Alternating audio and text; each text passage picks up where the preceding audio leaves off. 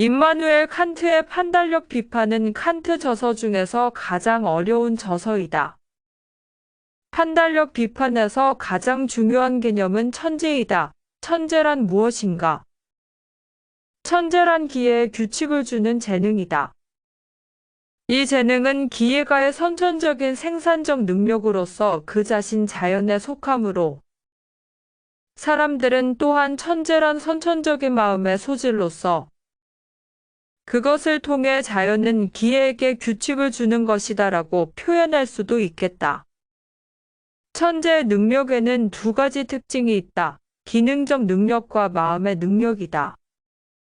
기능적 능력은 세 가지가 있다.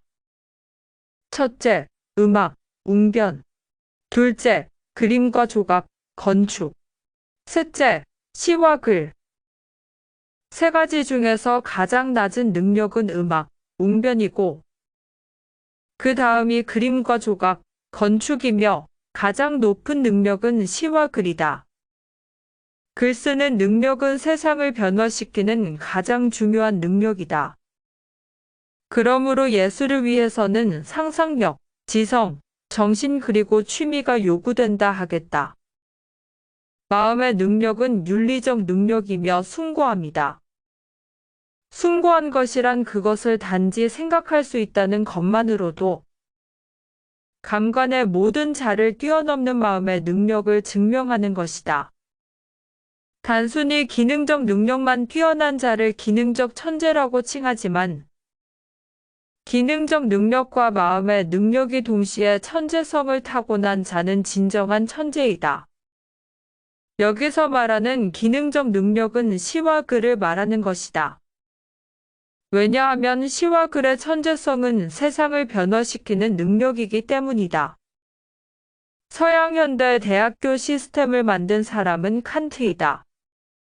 대학교는 행운으로 태어난 천재를 찾는 시스템이다.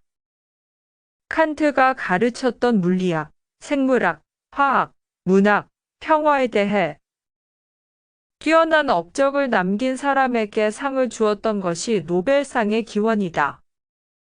서양 종교 학문인 법학, 신학, 의학, 과학, 예술을 종합해서 철학이라고 칭했고 종교 학문의 종합이었다.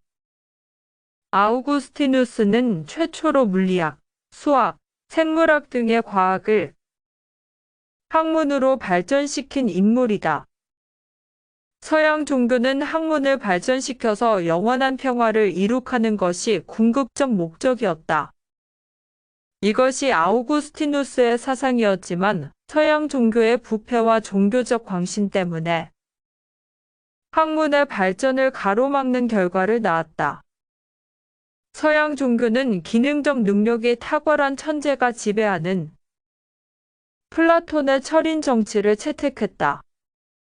하지만 칸트는 철인 정치를 거부했다. 그 이유는 진정한 천재는 세상을 지배하지 않고 영원한 평화를 위해 희생하는 자이다. 영원한 평화를 위해 희생하는 것이 칸트가 말하는 숭고함이다. 영원한 평화를 위해 희생했던 천재는 3명 있었다. 고대를 대표하는 소크라테스, 중세를 대표하는 아우구스티누스, 현대를 대표하는 임마누엘 칸트.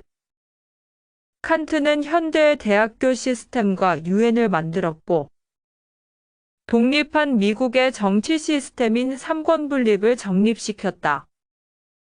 현대의 유럽, 미국, 일본 등은 칸트에게 배운 사상으로 만들어진 국가들이다.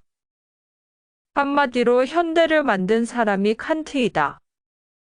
판단력 비판은 천재에 대한 존경과 그 극치인 사랑에 대한 내용이다. 여기서 말하는 천재는 영원한 평화를 위해서 희생하는 존재이다. 기능적 능력과 마음의 능력을 동시에 천재성을 가지고 태어난 자는 세상을 윤리적으로 변화시키는 자이다. 인간의 위의 법칙 아래서 자기의 궁극 목적을 정립할 수 있는 주관적 조건은 행복이다. 따라서 이 세계에서 가능한 최고의 그리고 우리가 할 수 있는 한 궁극적으로 촉진해야 할 물리적 선은 행복, 즉 인간이 행복할 만한 품격으로서의 윤리성의 법칙과 일치하는 객관적 조건 아래에서의 행복이다. 칸트가 정리한 행복에 대한 내용이다. 즉, 윤리성 없는 인간은 절대 행복할 수 없다는 내용이다.